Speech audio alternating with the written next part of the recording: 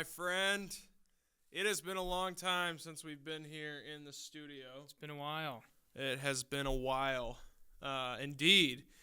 And, we were all over for a while there. We were all over the world. We were all over the world. Two Tickets Please was everywhere. Two Tickets Please is international now. Two Tickets Please has gone international. I should have done something for Two Tickets Please when I was in England. Yeah. Jackson spent his time in Park City, Utah. I was at the Sundance Film Festival. Doing actual film things. Doing film things, watching films, it was good. How many films did you watch? I saw 19. Which was quite a few. 19 in what? 6 days actually watching stuff? Wow. So Two Tickets Please has officially gone prestigious. Pretty much. We are officially a pretentious combination of dudes that had a dream to start a podcast, and now we actually are doing a pretentious film podcast. Exactly. We're not going to talk about any Jack Black movies today. No. We are talking about pretentious. Yes. Pretentious, prestigious. and prestigious. Only Oscar-winning films. Only Oscar-winning films. We're going to touch a little bit on that today. In England, my eyes were opened, and I realized that a lot of these movies that I've given 5 stars are truly just stupid. Yes. And that a Minecraft movie is not a good movie, and that I shouldn't be giving those 5 stars. So with that being said, my favorite movie now is Oppenheimer, and what was the movie that should not have been in the Oscars last year? Which one? The Adrian Brody one? No, the musical one. Oh, that one. I don't even remember the name. Well, that's the one my that was second really favorite bad. movie. It's number 2 on my Letterboxd. Exactly. One Battle After Another is number 3. Of course. And my 4th top film now on Letterboxd is what's another pretentious movie? Oh man. It can't be another Chris Nolan. It's got to be like Hamnet. All right. No, all jokes aside, Hamnet was great. I cried. We'll talk a little more about that later. So we're not gonna review any stupid comedies anymore. No, we're not talking about dumb comedies anymore. So with that being said, I think we're gonna start off. The time has changed. It's 1 p.m. on a Friday, ladies and gentlemen. Welcome to Two Tickets Please.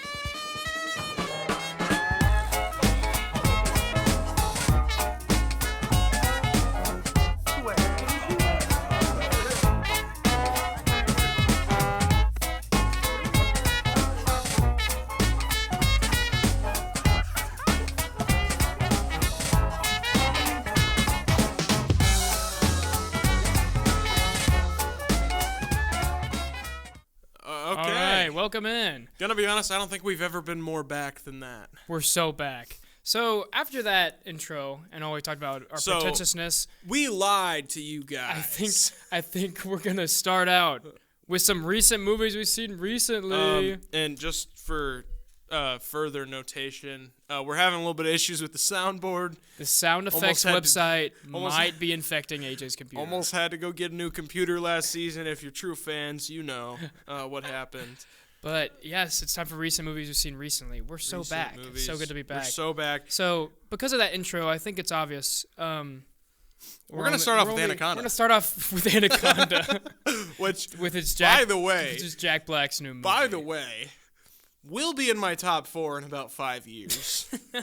After I watch it a few more times. It's already in my top 10 from last year.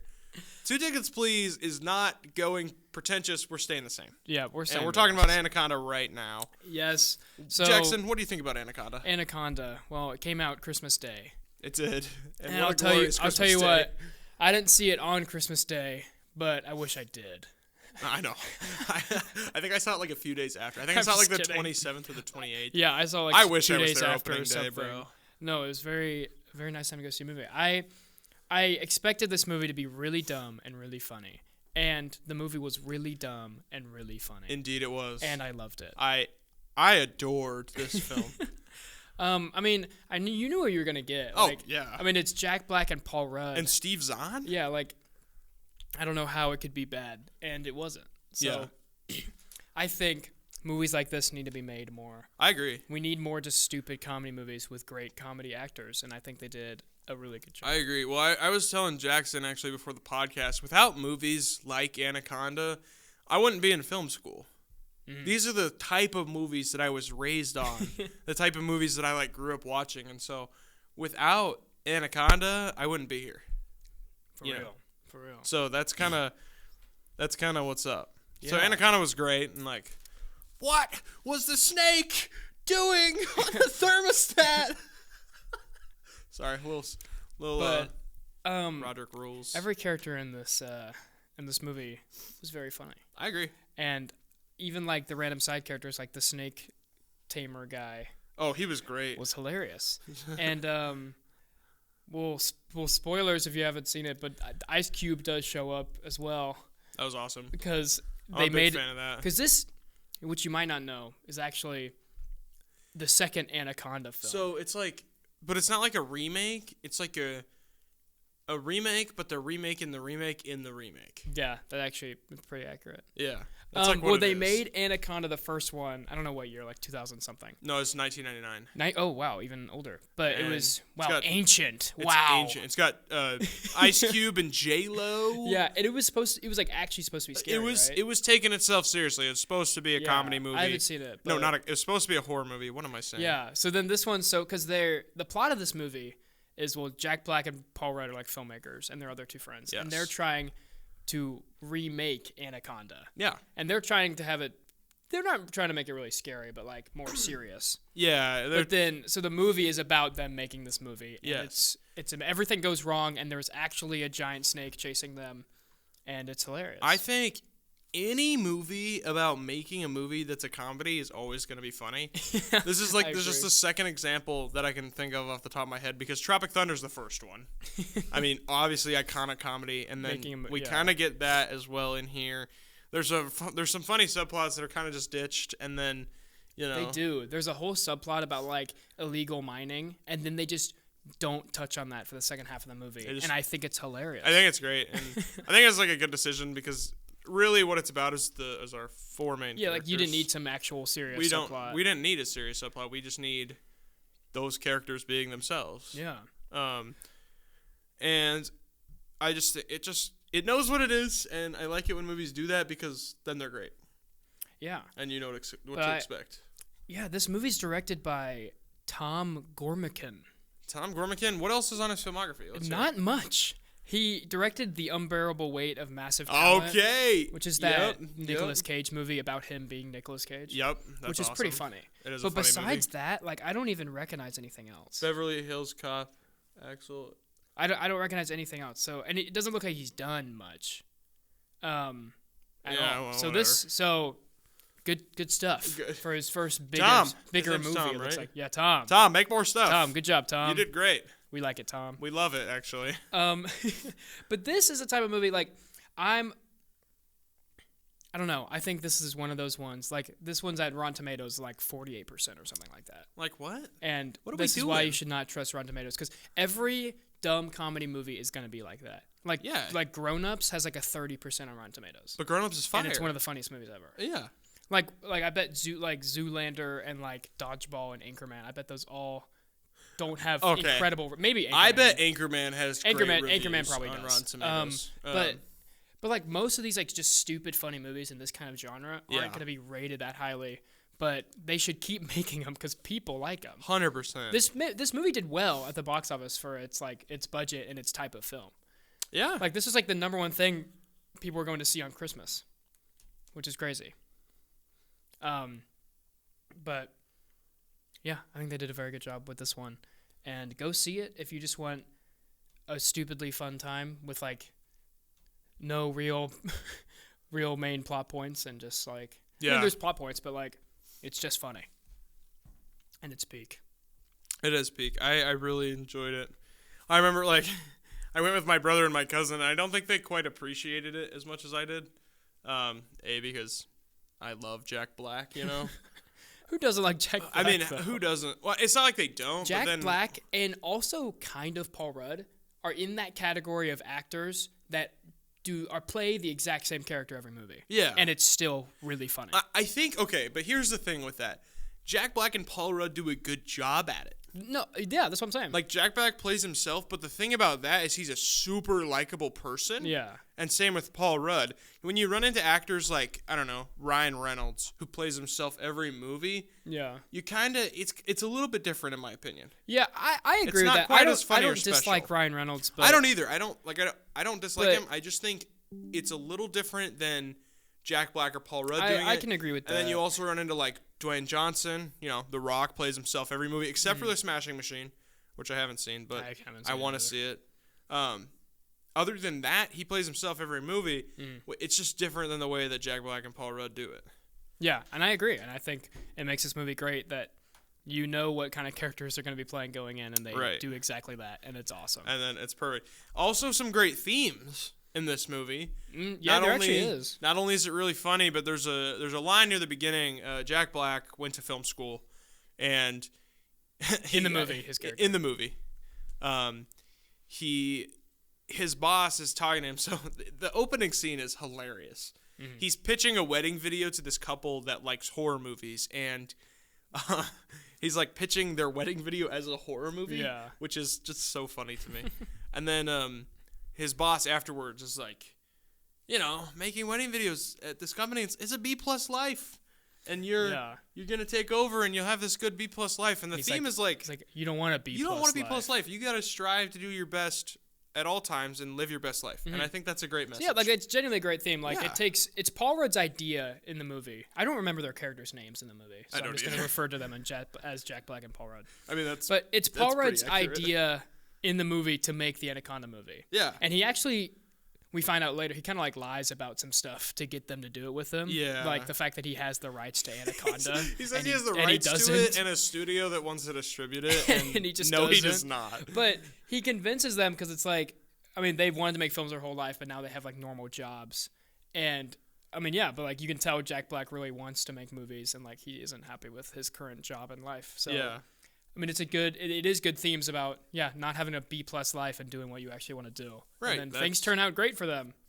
So Absolutely. do what you want to do. Do what you want to do. Follow your dreams. Live an A+ life, because Yes. you are all deserving. All of you listeners are all deserving of Exactly. an A+ life, and that's what Anaconda taught me. I actually kind of believed that beforehand, but like, But it's a good reaffirming movie. And Go watch coming- Anaconda. I don't know if this is how you felt afterwards, but walking out of the theater, like, I felt so inspired by it. Kind of like relit a little filmmaking flame. I within me. genuinely felt that too, just because I feel like they don't make this type of movie that much anymore. They don't, and well, just what was so special about this type of movie is like, I don't know, like it made me want even more to be a filmmaker, because it just like it was so special for me to watch this. Yeah. I don't know, I just No, like I genuinely agree. I think liked that it's- movie a lot, and I walked out of it happier with life. It was kind of how I walked out of Superman, except it was less of like, I want to be a good person. I mean, like, I still wanted to, but like, and it was more of like, oh, man, I got to be a filmmaker. I got to tell stories like this that inspire people. It was just cool for me. I don't know. Yeah. That's how I felt. No, and I mean, you just walk out of this movie happy. Yeah, I saw it's it with a lot of my family, and they all really liked it too. It's a great And It's time. like everyone had a great time. It was just and so fun. It was perfect. It was great. We need to make more movies like this. I want to make a movie like this. We fun should and, make a movie like this. We need to make a movie, just kind of fun and dumb, but like genuinely some good themes also. Well, like and- that wasn't like super. No, big part of it it. wasn't like a big part. We're of it. kind of just taking that away. I did want to but- touch on that because like I noticed that and I thought that was cool. And it's not like it's not well produced either. Like, I think it looks great. No, it's a very well made movie. It's well written. I think. I Yeah, think absolutely. the dialogue is good. Like, it is a good movie. Absolutely. And I don't understand the hate on it. I think it's great. It's just people that don't like this type of genre, Again, yes. and that's fine. Yeah, that's totally But fine. You Stop don't have bombing to. this movie's reviews. But yeah, It's I good. want more movies like What this. does it have? IMDb is an interesting source because I need to look at. I I bet want to look at what Letterboxd says. Letterboxd has it like a 2 point something. Oh my gosh, it has a 2.5. Yeah, which I don't think it deserves at all. Which is ridiculous. Like, it has an overwhelmingly most reviews are 3 stars, which is like valid, but like, Yeah, but it's This like it's movie's- like a 5-star This movie, movie's honestly. really good. So even if don't be swayed by any reviews if you haven't seen this, go watch it because we told you to. If you like funny movies. Yeah. I think we'll wrap up. We've been talking about Anaconda for a little bit. We went on the Anaconda train, bro. So another movie that we want to talk about that we've recently seen that is probably objectively a much better movie. I mean, you would agree, even though you love Anaconda. Like this movie, to most audiences, this is objectively a better movie. I would say that this is like, yeah. No, you know. I know what you mean. I don't think it's I don't want to say it out loud, but like. But you agree. Okay, we're Like, going to talk briefly about Wake Up Dead Man. Wake Up Dead Man. Which is the Knives third Out. Knives Out movie. The if third you've seen installment in those. Knives Out. And if you haven't seen this, you should definitely go watch it.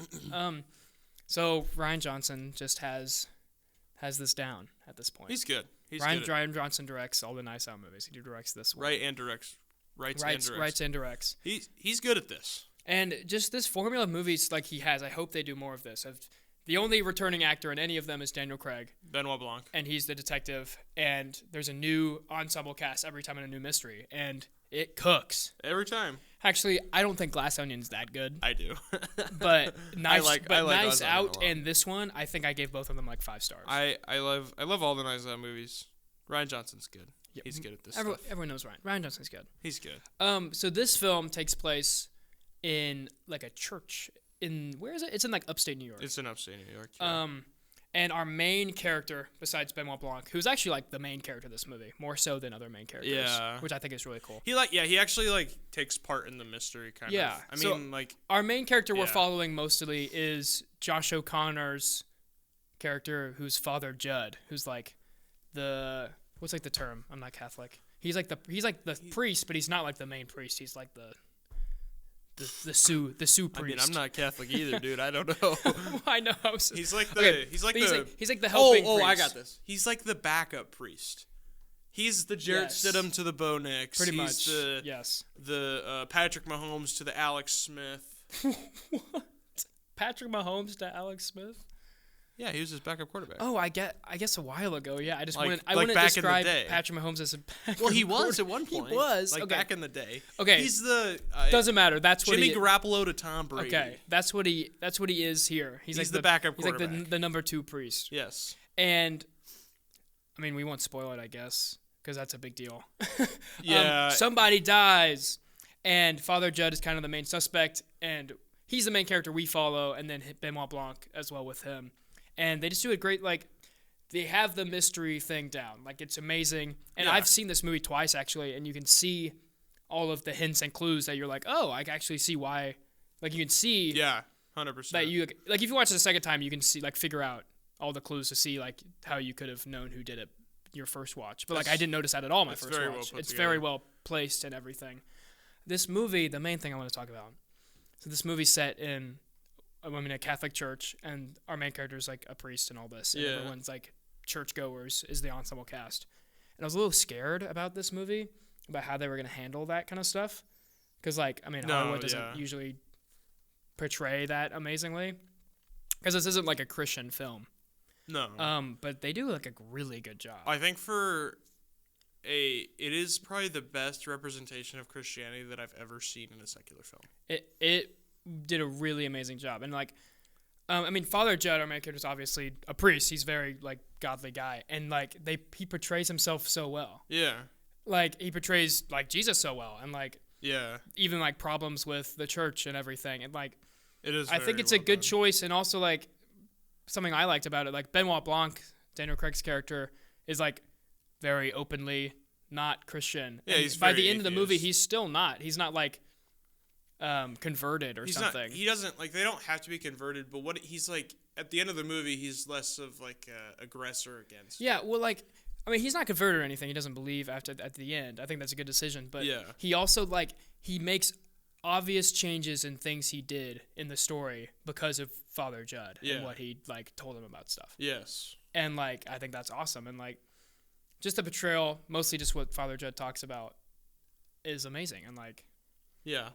there's a really good scene about Father Judd kind of getting mad at Benoit Blanc. He's like, he doesn't want to play along in the mystery game anymore, like the whodunit game. Yeah. And he's like, his job isn't to, like, find the guilty and bring them to justice, but to like spread God's love and stuff. Yeah. And it was like, did not expect those kind of themes and like an actually really good portrayal in this movie, honestly. Yeah. So I think from every stage of stuff that this movie as just like a movie and as a mystery is great, and also its themes and as like I think it's great. its Christian lying themes is really, really good as well. It does a lot. It is good. Yeah. As far as I know, when Ryan Johnson, he was raised Catholic, ended up walking away from his faith, and I don't know where he's at now, but the way that he understands the Christian faith is rather impressive. I think he understands it better than a lot of Christians actually do. It was very good. I liked how both my parents and I really enjoyed how that was like integrated throughout. It was good. Yeah. So definitely give this one a watch. It's just on Netflix. Yeah. I hope they keep making Which these. is unfortunate, but I mean, it's not like it should be in a movie theater, but it's alright. Well, it should be. It came out in some theaters. I would have liked to see this in a theater. I would have as well, but it's alright. That's very- a whole nother can of worms. But very good. Well, those are our two like recent movies you've seen recently. You should definitely go check out both of them. Yeah. Two very different movies. Very different movies. I guess I saw Hamnet also. Oh yeah, you want to talk about that? Yeah, we can talk about that. Okay. Let me set the scene for you. The third recent movie that I've seen recently was nominated for an Oscar. My whole life I've really liked Shakespeare. My mom's the same way. She's an author, so she really enjoys Shakespeare. We pull up to the theater to see Hamnet, right? And we're going through. I saw Anaconda at more of a local theater, not like as big of a chain theater. And so when I got there, I look at like the glass case of like all of the like popcorn buckets they have, and like and like all the souvenirs that you can get for movies. And I see this Anaconda snake popcorn bucket. I'm like, Mom, I am a 19-year-old grown man, by the way. And I asked my mom to buy me this Anaconda popcorn bucket. And she did. Thanks, Mom. That was great.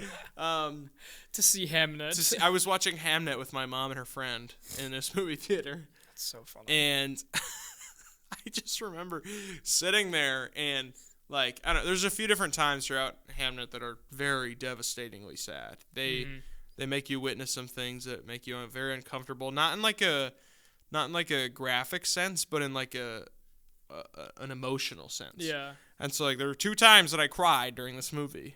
And I'm crying and I'm sitting there clutching my Anaconda popcorn bucket.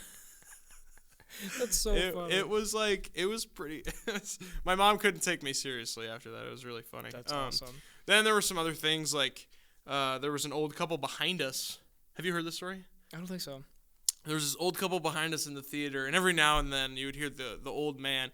It was obvious that he did not want to be there. His wife definitely dragged him to the movie, and so every now and then you'd hear him go, "What did he say?" And so it kind of started like that, and then it started to ramp up a little more. He went to the bathroom about halfway through the movie. When he got back, he had to announce to the entire theater. He was like, "I'm back! What did I miss?" So we had to announce that. And then later there's a scene where they're moving out of their house, and it shows the room where the two twins, where their beds were. Mm-hmm. And the beds aren't there anymore. And you just hear him from the back, and he goes, "Wait a second, that's where the beds were." And then I got one more of these. Near the very end of the movie, when William Shakespeare's name is said for the first time. They hadn't said his name at all up until this point. It was like a cameo. It was like kind of. Well, because Paul Mescal is playing William Shakespeare. Oh, they never say his name? They never say his name until this one time. That's when funny. they go to London, and his wife, Shakespeare's wife, and her brother are looking for him. And he says, "William Shakespeare," and the old man behind us has this big realization. He goes, "Oh my gosh, this movie's about William Shakespeare?" We've been in the theater for an hour and a half, my friend.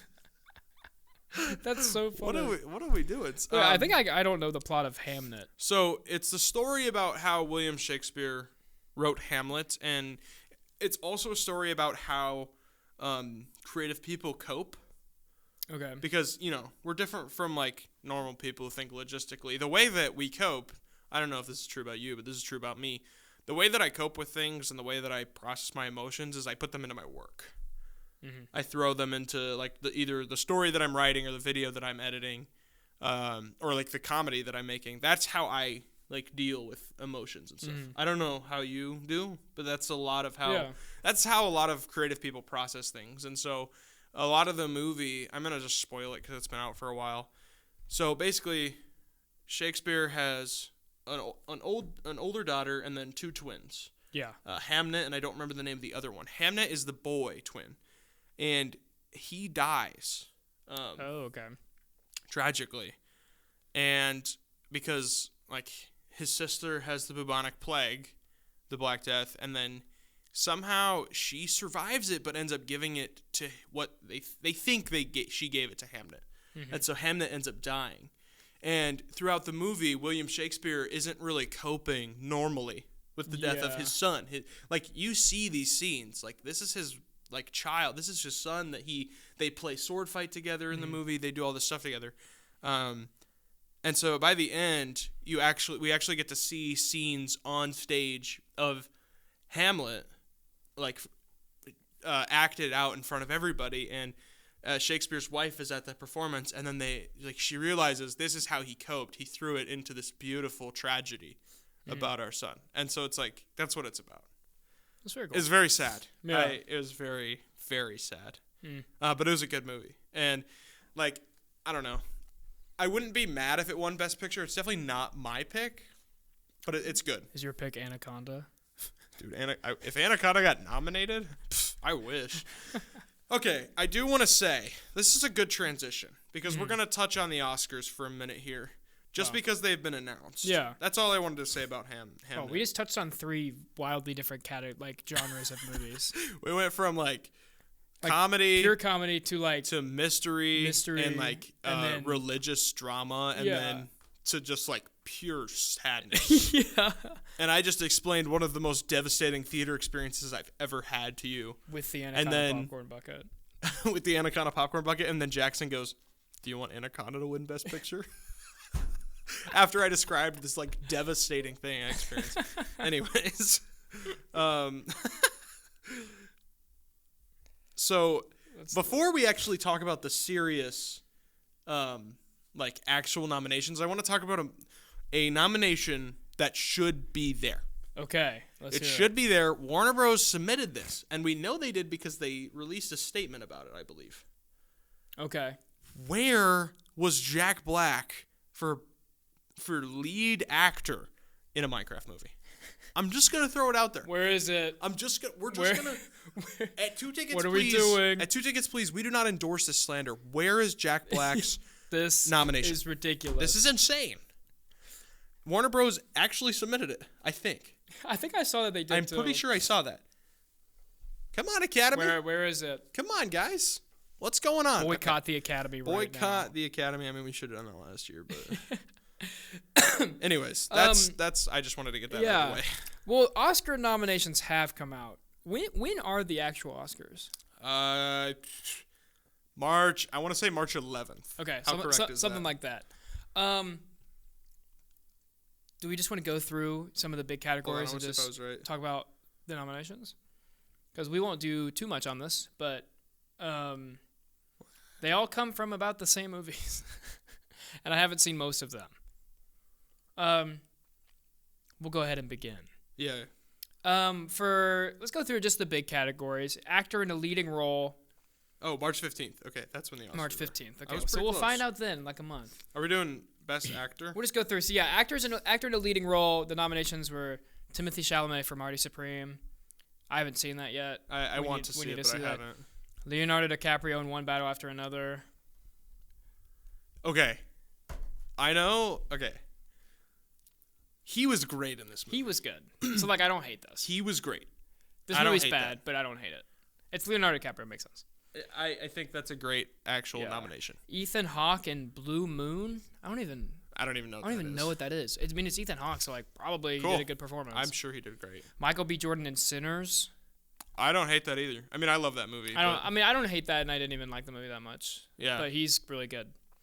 And then Wagner Mora in The Secret Agent. That's a movie that I really want to see. I don't know. I've not heard of that. Yeah, I don't know. Okay, actor in a supporting role, Benicio del Toro in One Battle After Another. Again, that's awesome. I think he should win that, actually. Yeah, that's like fine. I think that's great. He did a good job. What? He was funny. Like Tom Cruise. It's good. It's good. Jacob Elordi in Frankenstein. I don't hate that. He was... You need to watch that movie. I do. He was so good as the monster. It's like crazy how well he really did good. that. It was really good. We got Delroy Lindo in Sinners. Who is that? I think. Which character is that? Isn't that... I don't know the name. Let me look. Isn't that like the guitar guy? I Yeah, don't remember their names. Probably. I only remember Smoke and Stick. We cousins. What? It's like the old... What? It's like the old guy that's in like one scene. I think... Isn't that his dad? No, it's like No, that's his dad, I think, at the church. Then why did he get nominated? Oh, wait, no, maybe not. No! No, I think it's the guy at the very end. Wait. Who's in like one scene. Hold on. Okay. We need to figure out who this guy is. What's his name? But Delroy Lindo. Wait, but like...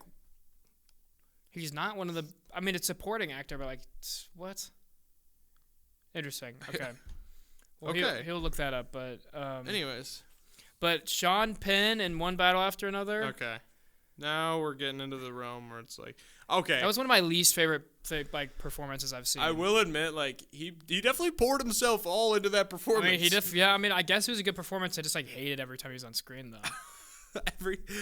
I didn't like hate every time he was on screen. It was just you knew it was gonna be weird every time he was on screen. That's just not. I don't like that. Stellan Skarsgård and Sentimental Value. I haven't heard of that. That's a movie that I want to see, but yeah, I don't know. Actress in a leading role.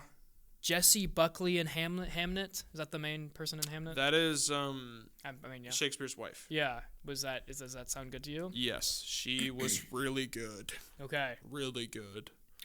Rose Byrne in If I Had Legs, I'd Kick You. I've heard that's a great movie. I haven't seen it. I want to see it. Actually, I have not seen any of the movies in this category.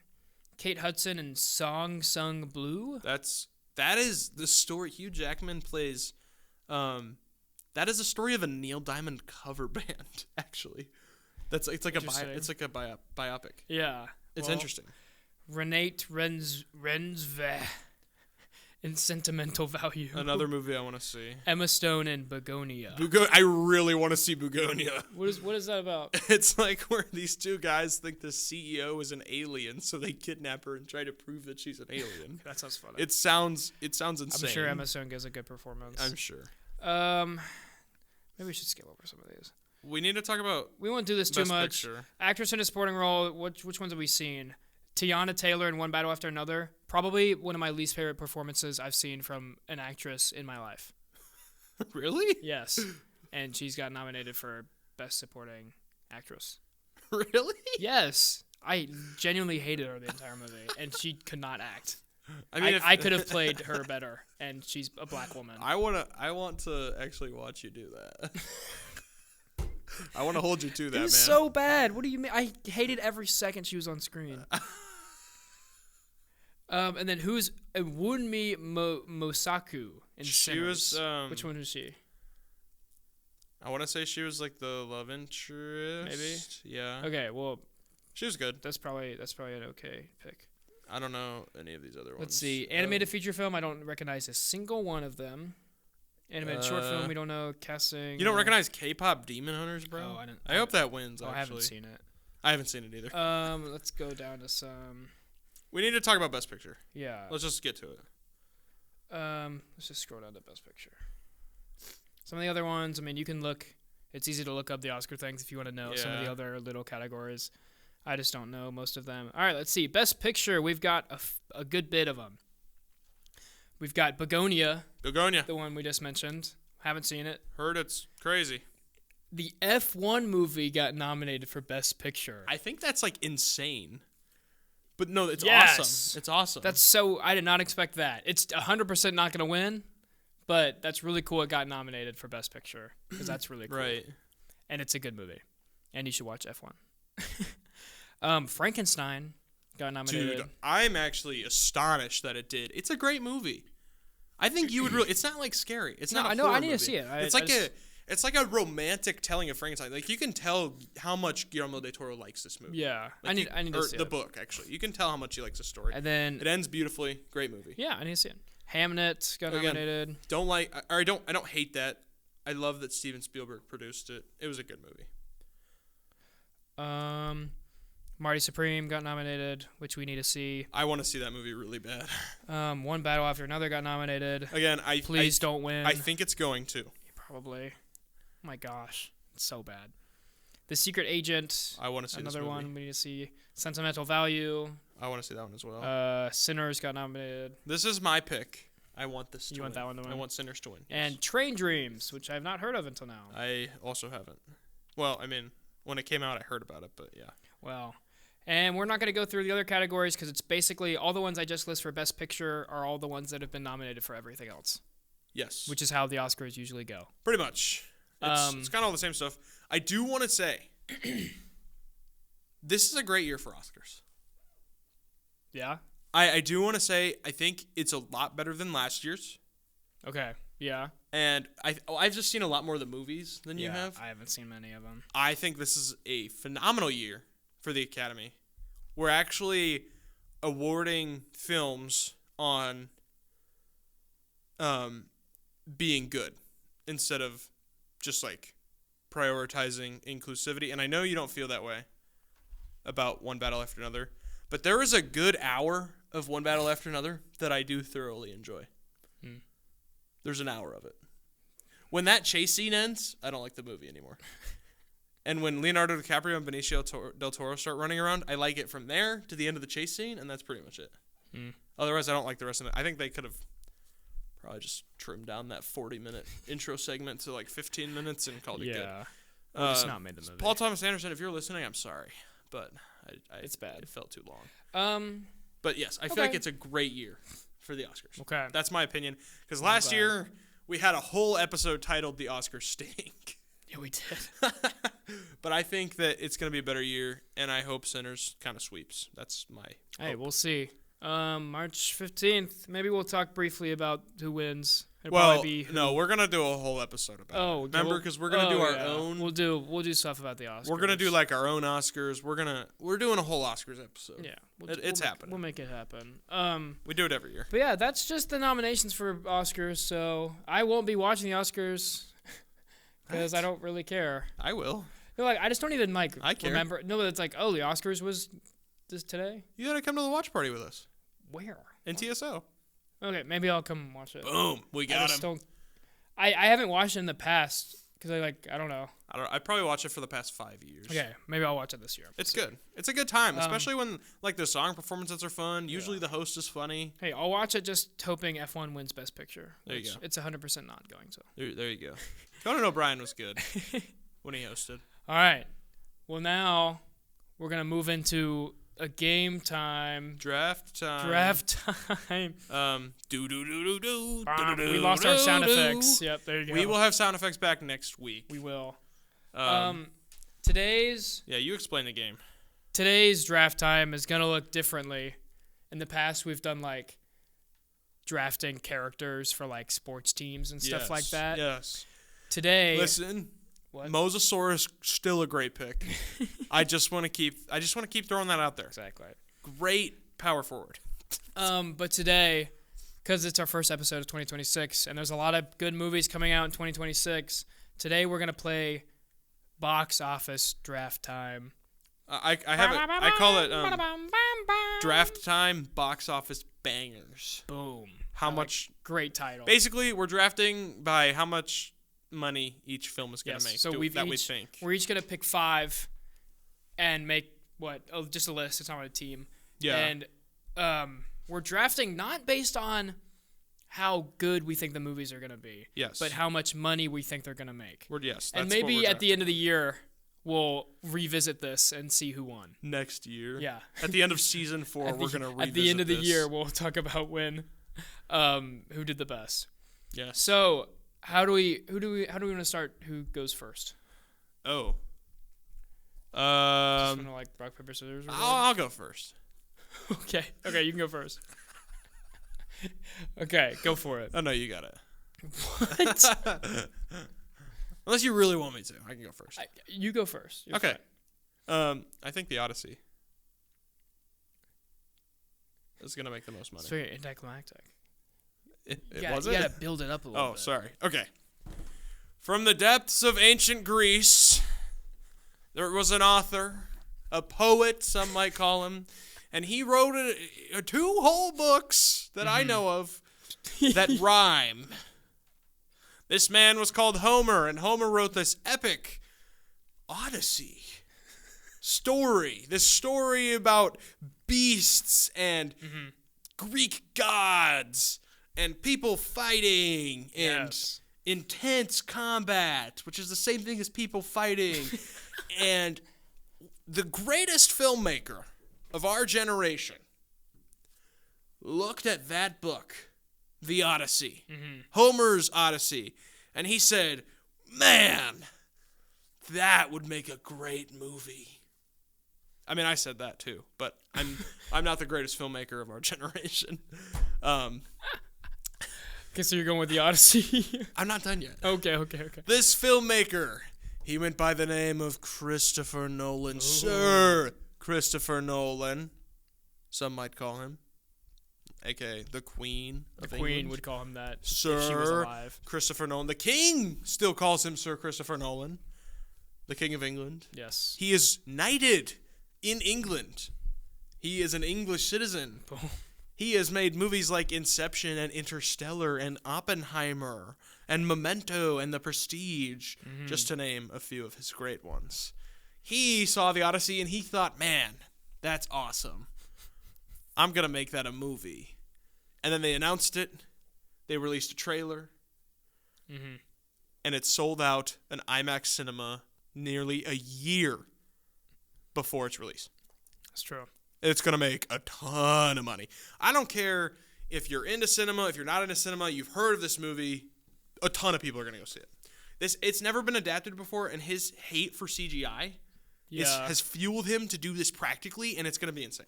I'm positive. I think it's going to be easily one of the top in the box office. Boom. It's a good pick. So, was that enough suspense and build-up for you? Yeah, I enjoyed that a lot. Okay, great. Well, with my first pick, I'm going to go with one that, even with all of that and it being Christopher Nolan and stuff, I do think this might actually make more money. Starts with an A, right? I'm going to pick... And then there's a colon, and then I'm going to pick D? Avengers Doomsday. Yeah, okay, that's what I thought. I think... It's pretty anticlimactic. It's an Avenger... the 5th Avengers movie. Wow. And it's bringing in so many big characters. And it's been a while since Marvel's had, like... Actually, it's not been a while, but Marvel needs, like, a big hit team-up movie. And everyone in the world is going to go see Avengers Doomsday. Like, literally everyone's going to go see this. Can I play devil's advocate? It's going to make, like, $2 billion. Yes. All right. Here's how the Russos kind of went through this pitch meeting, okay? I'm going to play devil's advocate. Okay. That doesn't mean I necessarily believe everything I say, but these are all thoughts that come to my head. Okay. All right, Joe. We got to make Avengers Doomsday. What are your thoughts? Okay, Anthony. It's Anthony and Joe Russo, right? Yeah. Okay, yeah. He's like, okay. We got Pedro Pascal. That's good. Yep. That's good. We got all these other heroes that we haven't explored their stories that much, in the Marvel Cinematic Universe. How are we going to do this? Oh my gosh, I got it. We're going to ride on the backs of the same people that we've rode on the backs of. Bring back Chris Evans. Throughout all of the Marvel movies. We're going to bring back Chris Evans, even though we killed him. We're going to bring back RDJ because we need him in a Marvel movie. Chris Hemsworth is coming back. We can't do these movies without them. Bring the X-Men in, too. And for that, I'm out. You're out on Avengers Doomsday? I'm going to go see it, but... It's going to be so good. What do you mean? We get rid of all these main characters. And they have no choice but to bring them back after they're gone. Yeah. We have had a whole franchise with these people. And here we are getting another movie with them in it. That's true. That's how I feel right now. I mean that's valid. I feel a little bit like that's valid. It's weird. It's kind of like an interesting choice that they're just bringing all the characters back, but it's probably gonna work. they went down this line of heroes. They have the Fantastic Four. Yeah. The Well, they're X-Men. They're in it too. And I know. Well, everyone's After in the casting announcement, it. Yeah. all of these heroes, and then what are the first three trailers that we get? RDJ's coming back, Chris Evans is coming back, and Chris Hemsworth's coming back. But then We got the Pedro fourth Pascal trailer in was this the movie. fourth trailer was about the X-Men though. I know. How many X-Men movies have we had? A lot. A lot, and none of them are good. Only like one of them. No, is. some of them are good. What? Days of Future Days Past. of Future Past is so good. That's it. Name another good X-Men. X-Men movie. First Class. X-Men First Class is good. It's not Days of Future Past. And the though. first X-Men is good. But then let's talk about what's the Phoenix movie? Dark Phoenix. Yeah, that one's terrible. Ugh. Okay. Wolverine Origins. Okay, that one's really bad. Okay, I'm not saying they're all good, but like a few of them are good. Two of them. Okay. Two of the I think like 8 I cajillion. think three. I think X2 is good as well. I don't know. That's my but pitch meeting. I do get what you're saying, and I think even though it's kind of weird and like that they're bringing back all your like past characters to make this movie, I think it's gonna work, and it's probably gonna be good because they don't miss on Avengers movies, and everyone in the world's gonna go see it. So that's why for this particular game, that's definitely my number one pick because it's gonna make like $2 billion. Oh, it's gonna make a ton of money, but I don't have faith that it's gonna be a good movie. No, I think it'll be good. All right. Well, yeah. Here, go ahead and do your second pick. Okay. I'm gonna stay in the same region as you. Okay. I'm gonna do another big build up for this one because I feel like it. Okay. Listen. All right. Back in the day, Stan Lee and his team at Marvel on the struggle bus. What do we got to do? We got to sell our best characters to stay afloat. It's true. We're selling they sold all the X-Men rights. Yeah. They sold, I think, the Fantastic Four Yeah, they rights. did. And they sold the Spider-Man rights. And you've given up your biggest characters. So, of course, then, obviously, now to us, the biggest characters are, Captain America and Iron Man and stuff. Because, but at that time, it was... But at that time, it was... X-Men, Fantastic Four, and and Spider-Man were Those the biggest were the characters. biggest ones. And so, they're like, all right, you know what? We're gonna give Spider-Man to Sony. And Sony makes some good stuff. They make some all right stuff. They make some bad some stuff. garbage stuff. Awful stuff. So eventually Kevin Feige's like, yo, let's get after it. And he gets after it with Sony, and they get the rights back to Spider-Man movies. So we got a new Spider-Man. We're ditching Andrew Garfield. We got Tom Which I'm sad Holland. about, but I like Tom Holland. I liked Andrew Garfield's a lot. I like all the Spider-Man. I do too. So we got Tom Holland, and we got 3 great Spider-Man movies. Yeah, they're all good. Okay, we got 2 great Spider-Man we got 2 movies great and Spider-Man one movies good Spider-Man and one movie. all right. But they're all good. They're all good. So here we are in the grand 26. Yep. We're getting Spider-Man Brand New Day, Yeah. and I think that's going to gross a lot of money. It definitely is. Because I think your demographic grows from Avengers Doomsday because now you got women who are interested in Tom Holland that are going to want to come and see the movie. Well, Tom Holland's going to be in Avengers. I heard no, because they take place during the same time. Really? Yeah, that's what I heard. Oh, I guess so. Wait, hopefully not. Your demographic increases because of Spider-Man's popularity. So I think it's going to also make a lot of money. Oh, I absolutely believe. That was probably what I was going to choose next. So that's my second choice. Yeah. How was my I probably would have build-up? gone with that if you didn't. Was that choose enough suspense for you? I liked it a lot. The movie's going to make $1.5 billion.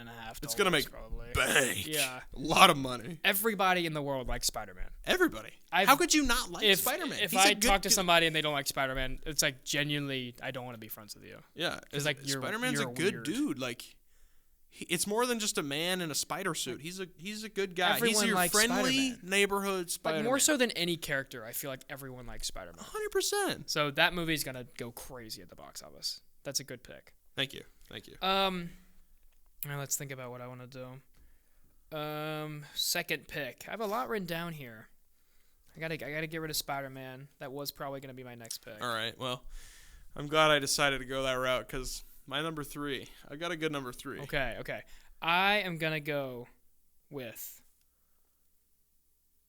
I do think this will make a lot of money. Okay. No matter how good or maybe not great it is. Okay. I am going to go with Star Wars, The Mandalorian, and Grogu. Okay. That would have been probably my fourth or fifth. I think even if people aren't like super duper excited for this, it's a Star Wars movie, which has not been coming out like in a while. 100%. The big deal here is that it's a Star Wars movie. You know? It's been. Let me take you back. Yeah, take us back. Let me take you back to you talk 2015. Keep talking. Okay, something wrong. Okay. 2015, and all the way, I forget when the last one was, but like a few years in the future, we had a Star Wars movie like every December. And it was great. We had The Force Awakens, and then we had Solo, and then we had The Last Jedi, and then Rogue One, and then Rise of Skywalker. And it was awesome because we had like trilogy going on, and in between the trilogy movies, we had like a Solo kind of its own movie. And it was peak. Even though some of those movies are not that good, it was a great time for Star Wars movies and to have those like every year, like one a year. It's been When did Rise of Skywalker come out? 2019. It's been 7 years since we've had a Star Wars movie. It's been brutal, man. So I think, even though this is probably not what most people want to see out of a movie, this movie's going to be great. And we were talking about this before. Like, people are, like, hating on The Mandalorian and saying it's not that good and stuff. And it's like, people are blinded by the fact that Season 3 of The Mandalorian wasn't that good, and they're forgetting that Seasons 1 and 2 of The Mandalorian are, like, peak Star Wars. Like, you can't forget, like, it, like, saved Star Wars over, like, COVID and stuff. Like, The Mandalorian Season 1 blew up like crazy. Oh, yeah. And, like, this character, like, him and Grogu and stuff, are still great. And it's during, like, an interesting time in Star Wars, and I think it's going to be amazing. Well, actually, I think this movie will be good. I think I'll definitely like it, no matter what. It's Star Wars. I'm sure you'll like it. I'll like it no matter what. But I'm saying, like, most Star Wars. I don't know if this is going to, like, go crazy with most audiences, but I feel like everyone's going to go see it. Oh, yeah. So that's why it's my second pick for box office stuff. Yeah, that's good. That's good stuff. Forewarning to all of you that are watching on YouTube right now, the fully charged camera battery that I put in the camera this morning is at like 5%. And we have 3 picks left, so if it goes dark, just keep listening. Okay. Sorry. Anyway, that's what I got up to check. Number 3? Is that what we're on? Yeah, number 3 for My you. number 3? Okay. In 2010, the world was changed. The release of an animated movie with an absolute, like, a great protagonist in a world of villainy. It was a great... The first 2 movies, honestly, are actually peak. I do think they're good. Oh, I know what you're going to say. I do think they're good. Yeah. They're really good. There's a 3 and a 4. 3, I enjoy 3 because of the brotherly dynamic. You probably know where I'm going. Yeah, I know where you're going. And then, 4, not great. Didn't like 4. But there's been some spin-offs. And so now you got these, like, this villain, he has his minions, and these minions are in their own movie, and they're, like, in England, and they're being villains. This is a prequel, kind of. It is, well, it's not kind of. It is a prequel. Then we get a second one of those Minion movies. Which isn't very good. The second one's not great. I like the first one. I like the first one. The second one, it's not great. There's only 2, right? There's only 2. Not anymore. These little yellow guys are actually called the Minions. And, there's a few beloved characters. Very much so. Kevin, Stuart, and Bob. We mess with them. But here's how I view this. No Kevin, Stuart, and Bob, no problem. That's my opinion. Really? I think they're great characters. They're not in Minions and Monsters. Really? Which is coming out this year. They're not the main Minions anymore. Why? Where does it say that? I don't know. I just saw it. You just saw it somewhere? I just saw it somewhere. Wow. They're not the main Minions, but I don't think they're going to have an issue because you put these things anywhere. I mean, we're talking about these little cute Minion guys. They make bank every movie. The moms on Facebook post Minion My memes. mom loves the Minions. My mom loves the Minions, I think. My mom likes the Minions. I love the Minions. I love the Minions. Baba Booey. I like the Minions. People like the Minions. Minions and Monsters is cool for me. And it should be cool for you, too. No, yeah. Because it takes place in Hollywood. They want to make a kaiju movie, so they summon a kaiju. That's awesome. I think that this is going to make bank. I think a lot of people are going to go see this. It definitely will. Any children's movie of this type of franchise is going to make money. Dude, they made the first Despicable Me, and then they were like, Universal was like, all right, we're just going to make billions of dollars every year. Because even like we're theme make park so stuff, much money. They just make more and more Minions things. Absolutely. This is the 7th movie of the like Despicable Me franchise. Yes, and they're gonna keep going. It's gonna make $1 billion. As long as they keep going, they're gonna, or as long as they keep making money, they're gonna keep going. Yes, and I'm not complaining. That's 100% gonna make $1 billion. I'm a grown dude. When this comes out, I'll be 20 years old, and I'm gonna go sit down and see this movie go see it in a theater because it's funny. It's good stuff. It'll be good. That's a great pick. I think that it's gonna make a lot of money, and this wasn't even the sleeper that I came up with earlier, but that's probably gonna be my next pick. I had that one on the list as well. That's a great pick. All right, my third pick. So far we got Avengers, Doomsday, and Star Wars, and Mandalorian, and Grogu. So, what direction do I go here? Let me take you back. The year is what, 1999, and animation is Anaconda came out then. Animation is not as huge as you think of it being now. It's not as big of a deal. Yeah. And a little studio decided to just absolutely cook and just revolutionize animation as we know today. And they created Toy Story.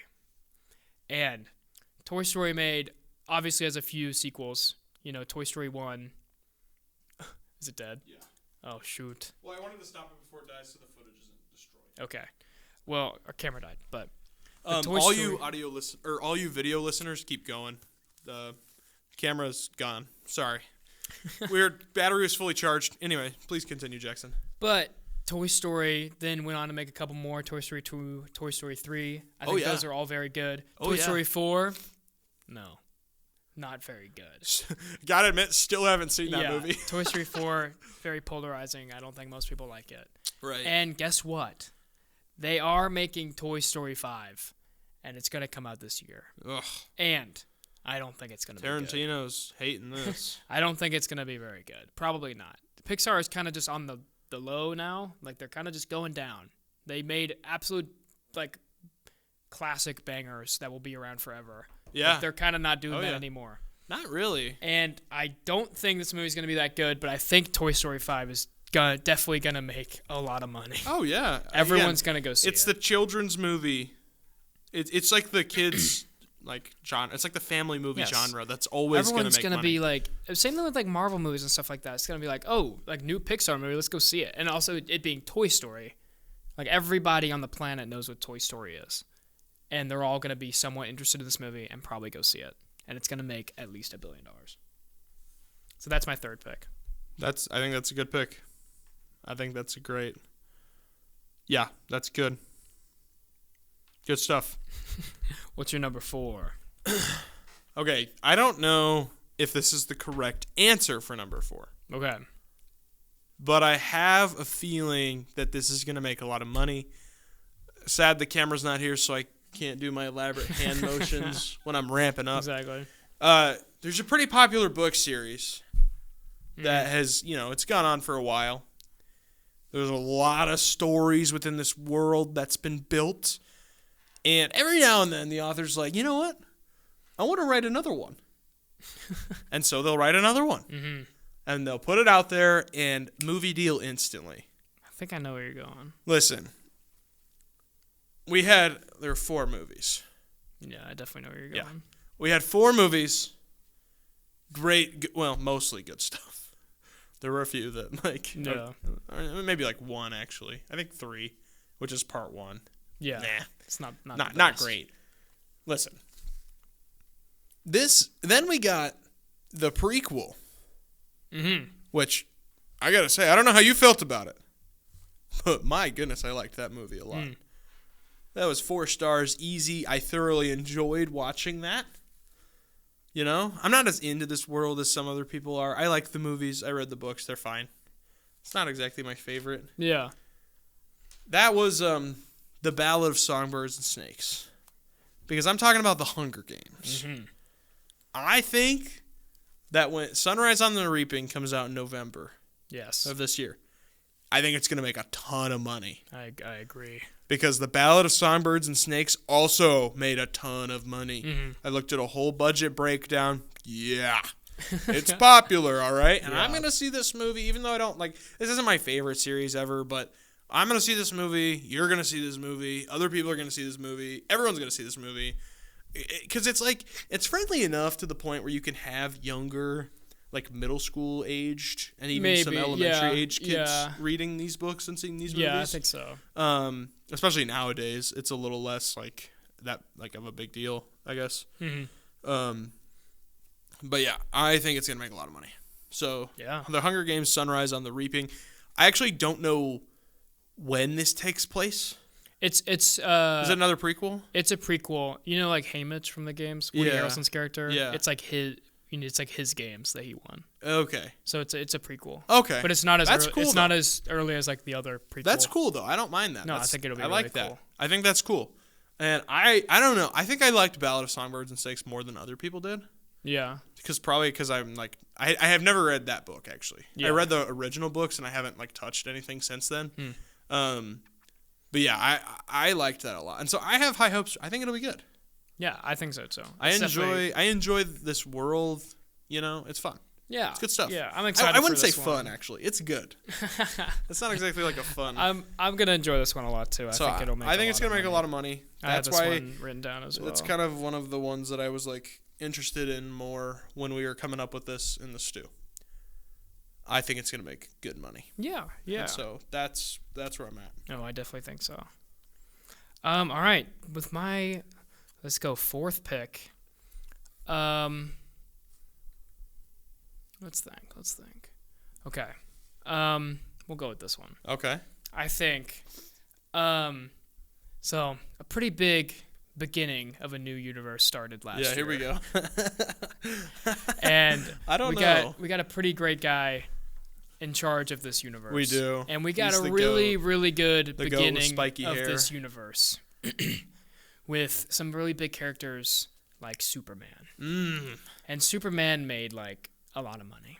James Gunn, my spiky-haired king. James Gunn is a genius when it comes to superheroes. He is. And Superman was a big hit, and I think it got people interested in the universe enough that I think everyone is going to go see this next movie, which is about Supergirl. And that's my fourth pick. It's going to be Supergirl. I think like the new DC universe is just getting started, and I think everyone's interest is peaked with Superman because it was really good. And it's like you see the tone of the universe, and I think everyone's going to go see Supergirl. Even if it's just to like go see it just because of how good Superman is. Because honestly, I don't think the trailer for Supergirl looks that amazing. I don't think it looks that good either. But I think no matter what, it's James Gunn kind of in charge of it. And right. It's that kind of movie again. I mean, it's superhero genre. And it's this new start of the universe. Everyone's going to see what happens next and like how they're building this. So I think everyone's going to go see it. Yeah. Here's the thing. It's clobbering time. I would have put this on my list. It's like I have it down on my doc. But I just don't know. Yeah, I'm not like super positive about this one, but I do think it'll make a lot. like obviously Superman's gonna make a ton of money. Supergirl's story hasn't really been told that much, and I don't know how people feel about it right now. I feel like people are gonna go see it. I'm sure people will go see it. I'll see it. Yeah, I'll see it. But like, even because she appears at the end of Superman. Yeah. And I think like a lot of just because it's the second movie of this like new DC universe that everyone really wants to succeed. Right. I think it's gonna get a lot of people going to see it. Yeah. I do see this one, like, I don't know how much it'll make, but I do see it being considered a box office success. But then when we get into the realm of, like, Clayface also comes out this year, I don't know about that one. I don't know about that. I didn't put that one on the list. That's not on my list, I don't think. But I think Supergirl will make way more Supergirl money. could, yeah. We'll just have to see. That's this summer, right? Yeah, I think so. I think it's in July. So we'll see. We'll see when that one comes out. Yeah. All right, your fifth and final pick. Okay, I've been bouncing between a few. So before I actually say it, I'm going to give... Actually, I'll just go ahead. Where is it? Okay. This is another. A lot of these are franchise films because we know those are going to make a ton of money. This is one of those, and this is one of those. I don't think the first two are like they're good. They're fine. Mm-hmm. I don't think they're great. Some people though, my goodness. Some people have like a strange obsession with the second one. Okay. And both you and I feel kind of similar about it. Like it's all right. Okay. It's not like we're not huge fans of it. Yeah. Well, part 3 comes out this year. Oh, I think I know what you're doing. It's the same weekend as Doomsday, I believe. I think so. Some people are calling this event Doomsday. But I have a theory. So the movie is Dune Part 3. Or Dune. I think it's based off Dune Messiah, which is the second book, I believe. Because the first 2 Dune movies were splitting the first book in half. Each way. And then Dune Messiah is the second book. I've read them, I think. I have read them. I mean, I think it's the second book. Yeah, so it's a little interesting. Because the first 2 are so marveled by people. Mm. People love them. But you and I, we kind of feel the same way about them. They're fine. Yeah. I'm not crazy about. I'm not crazy about either way. Yeah. That's just how I am with it. It's like, yeah, it's cool. Some big stuff happens, grand scale, but like for what, Yeah. Not the biggest fan. I don't need to keep talking about how I'm not a big fan. Like they're not bad. Well, so my theory is that this movie is going to make a ton of money. Dune Part 3 is going to make a ton of money. Mm. People are not going to like the movie, though. Yeah. The story is so different in the second book from the first book that it's like crazy. Mm. It's not a bad story. It is not this grand, big, epic, let's liberate these people from their oppressors. It is really a story about corruption and family, kind of. Is probably the best way to describe it. And it gets weird. Okay. Yeah. It gets weird. I don't think people are going to like this movie as much. I heard this is the last one. Good, because it gets even weirder after that. But it's going to make a ton of money because of how much people like the first ones. Yeah, I agree. I probably would have said that one next. Yeah. I mean, just because of the success of the first 2, and most people really like these. Oh, yeah. It'll definitely get a lot of people going to it, even if they don't end up liking it. 100%. Well, nice. Yeah. Well, that's your 5. Dune. Let's Part see. 3. Which way should I go for my last pick? I have a few options on here. Okay. I think I'm going to go with... we're going animated again. Okay. Which these ones do pretty good. That's a good place to stay. And this one is a sequel. And the first one did really good. And it just draws on people's nostalgic feelings for this. And people's love of this kind of characters and genre and kind of universe. I do think that the Super Mario Galaxy movie is going to make a lot of money. I'm very excited for this movie. I'm excited for it. Everyone on the planet knows what Mario is. Oh, yeah. And I think most people, even if I didn't think the Super Mario Bros. Movie was like a masterpiece. I thought it was good, though. But I liked it. Like, I really liked it. I liked it a lot. And it was really fun, and it was made well. Like, the animation's great, and, like, I love the sound effects and the music and everything. Yeah. And Super Mario Galaxy, like, people love that. That's, like, one of the best Mario games, It is too. the best Mario game. And, I mean, this did well. I mean, this made, like, $1 billion at least, right? This made a lot of money. Probably. I think so. I don't remember. The first one. Something like that. And, I mean, yeah, it comes out at a good time of the year. I think everyone's interested in Mario, and everyone's already been memeing the trailers and stuff. And I may have made a trailer YTP. It is possible. It's gonna be. I think it's gonna be good. And even if it's not good, everyone's gonna be like, "Oh, Mario, let's go see that." Yes. And boom, $1 billion. So yeah, pretty much. That's my 5. I like it. That's a good 5. Yeah. Yeah. So let's recap real quick. Yeah. I've got Avengers Doomsday, and then. Wait, what else did I say? Avengers Doomsday, Star Wars, The Mandalorian, and Grogu. And then I said Toy Story 5, and then Supergirl, and then the Super Mario Galaxy movie. Okay. I said The Odyssey, Spider-Man Brand New Day, Minions and Monsters, The Hunger Games, Sunrise on the Reaping, and Dune Part 3. Yeah. I think those are both really good lists, actually. I do too. I think all of those movies we mentioned will make a lot of money. I don't see any of those being like a flop. And coming to the end and the close of the segment, that means that you guys should stick around for seasons 3 and 4. So at the end of season 4, at the end of this year, You could see how right we were. You could hear who won. Exactly. This is a year-long competition. That's probably not. We're probably gonna forget about this in like an hour or two. But like, No, but we want to hear what you guys think about our list. we do. So go let us know. We're gonna put something up on Instagram one of these times, Yeah. and So let us know what you think let us about know our what list. you think about our lists. And we'll see in the future how well we did. And we're gonna move to the outro now. So yeah, like we just mentioned, you guys can connect on Instagram, and yeah, we hope to be posting a lot more there. Mhm. Jackson claims that he will have a reel edited I will. by the end of today. I didn't say that. He said he would start. I said I it would today. start. Well, first we gotta get the half of the episode that the full camera battery recorded. Yeah. It was more like 50 minutes. Yeah, it was actually. like 15. Uh, But we'll get some more stuff out to you guys. Thanks for listening. yes, thanks for tuning in. Thanks for sticking around. This is a little bit a longer episode, actually. It's nice. I like starting Yeah. off with a long episode. Yeah, this That's is fun. good stuff. So thanks for tuning back in for season 3 of 2 Tickets Please. Yeah. And we hope you continue to listen. Continue to And listen to 2 Tickets Please, and then the hosts of 2 Tickets Please do not represent Taylor University or their views. I think that's a statement. we've been asked to read a statement because we record this in the WTR studio, and I think That's pretty close. That's pretty good, isn't Yeah, it? we're not liable if we say anything crazy, which I don't think we did. Or no, Taylor isn't liable if we say Taylor anything is not crazy. liable, and Yes. the staff of WTR Studios, of the WTR studio and the Taylor University are not Yes. liable if we say something outrageous. outrageous, Which I don't think or we did. horrific. Which I don't think. I mean, we don't anyway. Yeah, we don't.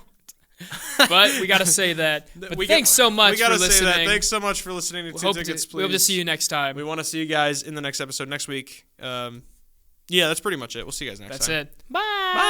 Bye.